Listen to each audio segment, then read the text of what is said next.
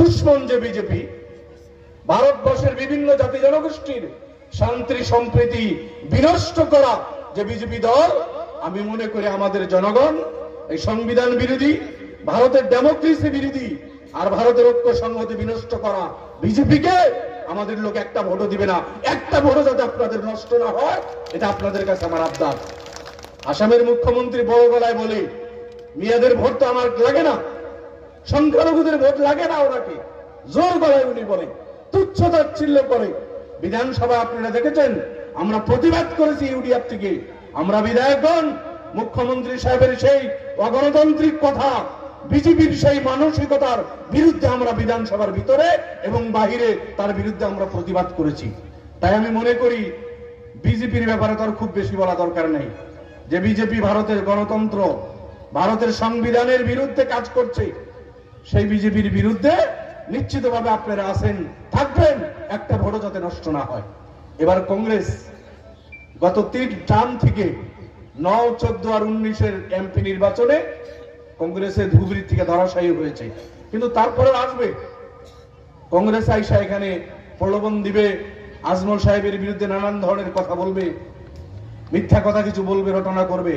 কিন্তু বন্ধুগণ, কংগ্রেসের হিস্ট্রি আপনারা জানেন, এখানে মুরব্বীগণ আছেন। স্বাধীনতার পরদিন থেকেই কংগ্রেসে আমাদের বিশেষভাবে ভাসানী সাহেব আপনাদেরই পাশেই ছিলেন। একটা সময় হয়তো শালমারার কাছাকাছি এলাকা, স্বাধীনতার আগে এই এলাকায় আপনার আমার অধিকারের জন্য উনিও লড়াই করছেন। স্বাধীনতার পরের ওনার চ্যাপ্টার সম্পর্কে আমি কিছু বলবো না, কিন্তু স্বাধীনতার আগে এখানে থেকে এই জনগণের জন্য উনিও লড়াই করছেন। কিন্তু সম্মানিত বন্ধুগণ, তখন থেকে স্বাধীনতার পর দিন থেকে আপনার আমার উপর যে উৎপীড়ন, কার শাসনকালে? কংগ্রেসের শাসনকালে। আমরা মিথ্যা কথা বলে পলিটিক্স করি না। 1950 সালে আমার জন্ম না, আমার জন্ম তো 76 সালে। এখানে মুরব্বীগণ আছেন, আপনারা অনেকের হয়তো 50 সালের কথা মনে আছে। স্বাধীনতার পর দিন আমাদের পূর্বপুরুষের উপর উৎপীড়ন করা হয়েছে। ট্রাক ভরে ভরে এখান থেকে তদানীন্তন পাকিস্তান, সেই পাকিস্তানে সেখানে আমাদের লোককে ট্রাক ভরে ভরে সেখানে বিতরণ করা হয়েছে। কি অপরাধ ছিল? এটাই কি অপরাধ ছিল যে অন্য জাতি জনগোষ্ঠীর সাথে আমাদের পূর্বপুরুষ রক্ত দিয়ে এই দেশকে স্বাধীন করেছে? স্বাধীনতা সংগ্রামে আমাদের পূর্বপুরুষেরও সমানভাবে রক্ত রয়েছে।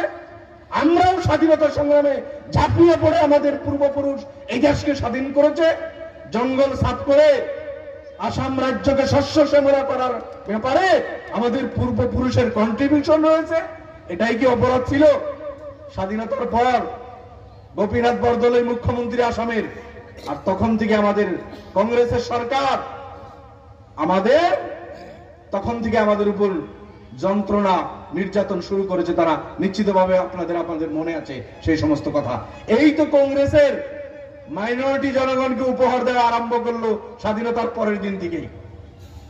আরেকটু এগিয়ে আসেন, সবাই যেহেতু কাটা। 83 নীলির হত্যা লীলা, ইন্দিরা গান্ধী দিল্লিতে প্রাইম মিনিস্টার। 83, 84তে ইন্দিরা গান্ধী মৃত্যুবরণ করে। 83তে উনি ভারতের প্রাইম মিনিস্টার, কংগ্রেসের নেত্রী।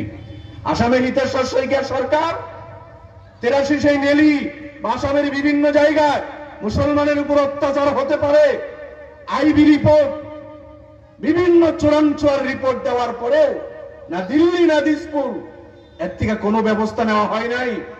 ফলে হাজার হাজার মানুষকে হত্যা করা হয়।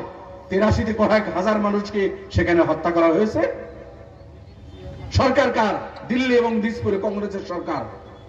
এবার আসাম বিধানসভা, গত বিধানসভা আপনারা লক্ষ্য করেছেন, যখন নেলির আলোচনা শুরু হয়, দেবব্রত শইকীয়া, হিতেশ্বর শইকীয়া সাহেবের পুত্র, কংগ্রেসের নেতা, বিধানসভায় উনি বলে নেলি আমি পাহরি যাব লাগি, লাজ লাগিব লাগে শইকীয়া সাহাব, অসমৰ জনতাই নেলিৰ হত্যালীলা পাহৰিব নোৱাৰে, হত্যালীলা পাহৰিব নোৱাৰে, লাজ লাগিব লাগে আপোনালোকৰ নেলি পাহৰিব দিছে। এজনো নেলিৰ হত্যাকাৰীক আপোনালোকে ফাঁসি কাটাত ওলমাব নোৱাৰিলে। শইকীয়া সাহাবৰ 10 বছৰ চৰকাৰ, তৰুণ গগৈৰ 15 বছৰৰ চৰকাৰ, এজনো হত্যাকাৰীৰ বিৰুদ্ধে আপোনালোকে বিচাৰ কৰিব নোৱাৰিলে, এজনো হত্যাকাৰীক ফাঁসিত লটকাব নোৱাৰিলে, আরো আপোনালোকে কয় নেলিৰ ঘটনা আমি পাহৰি যাব লাগে, লাজ লাগিব লাগে। নেলিৰ সেই শ্বহীদ সকলৰ ল'ৰা ছোৱালী আত্মীয় স্বজন সেইসকলৰ অন্তৰত যিসকলৰ অন্তৰ চিৰচিৰ হৈ গৈছে, আজিও যিসকলে নেলিৰ কথা মনত কৰিলে হুক হুকাই কান্দে, আপুনি নেলিৰ কথা পাহৰিব দিয়ে অসমীয়া জনতাক? এটা হলো কংগ্রেস। সমাজ বন্ধুগণ, নেলি দেখছেন আপনারা। এরপরে আসেন 2012 সালে কোকরাঝারের ঘটনা, 92-93 আসেন। আমি বরপাড়ার লোক, বরপাড়ার উত্তর অঞ্চলের ঘটনা। হাজার হাজার মানুষের বাড়িঘর জ্বালানো হয়, মানুষ বাসবাড়ি আশ্রয় শিবিরে রাত্রে অন্ধকারে সরকারের আশ্রয় থাকার পরে অতর্কিতে আক্রমণ করে শতাধিক মানুষকে হত্যা করা হয়। গোটা বিশ্বে কোথায় এমন ঘটনা ঘটে নাই? সরকারের আশ্রয় থাকার পরে, শিবিরে থাকার পরে সেখানে দুর্বৃত্তদের আক্রমণ হইয়া শতাধিক মানুষের মৃত্যুবরণ। আর তার কয়েকদিন পর বরপাড়া আইবিতে হিতেশ্বর শইকীয়া সাহেব মুখ্যমন্ত্রী ছিলেন, সেখানে বৈশা বলে কত বরপাড়া রাখা করতো হগুন উড়া নাই, তোমালোকে কই আছে বাসবাড়িত মানুষ মরিছে, মানুষ মরি তো হগুন উড়িলে হই আকাকত, আমি তো হগুন দেখা নাই। এই ছিল কংগ্রেসের মুখ্যমন্ত্রী। আপনার আমার লাশের উপর শগুন উড়িয়ে তার প্রমাণ চায়। গোটা বিশ্ব জানে যে বাসবাড়ি আশ্রয় শিবিরে মানুষকে হত্যা করা হয়েছে, সরকারের আশ্রয় থাকার পরেও আমাদের মানুষ নিরাপদে না। কোন সরকার ছিল? কংগ্রেসের সরকার। আমাদের লোক তো কংগ্রেসকেই ভোট দিয়ে আসছে, তখন তো ইউডিএফের জন্ম হয় নাই। স্বাধীনতার পর এই ৭৬ বছরের ৫০-এর অধিক কাল আমরা কংগ্রেসকে সুযোগ দিয়েছি। ১০ বছর এজিপি, ৮ বছর বিজেপি, মাত্র কয়েক বছর অন্য দলের সরকার আসামে। এই ৫০-৫৬ বছর কংগ্রেসের সরকারের কার্যকালে আরো কিছু উপহার দিয়েছে। ২০১২ সালে বিটিআরির ঘটনা মনে আছেন আপনাদের? লক্ষ লক্ষ মানুষের বাড়িঘর জ্বালানো হয় বিটিআরি থেকে। সেই সমস্ত মানুষ আপনাদের ধুবড়ী জেলার বিলাসীবাড়ার থেকে আরম্ভ করে গোসাইগাঁর পাশ দিয়া গৌরীপুর আদি করে আমাদের বিজলি দরং দালগুড়ি পর্যন্ত নন বিটিআরি এলাকায় লক্ষ লক্ষ মানুষ তারা ঢুকে আসে নিজের বাড়িঘর ছাইরা। রমজান মাস 18 জন বিধায়ক সঙ্গে নিয়ে মৌলানা বদরুদ্দিন আজমল সাহেব কোকরাঝারের জঙ্গলে ঢুকে মানুষকে উদ্ধারের কাজ করে আপনাদের এমপি মৌলানা বদরুদ্দিন আজমল সাহেব।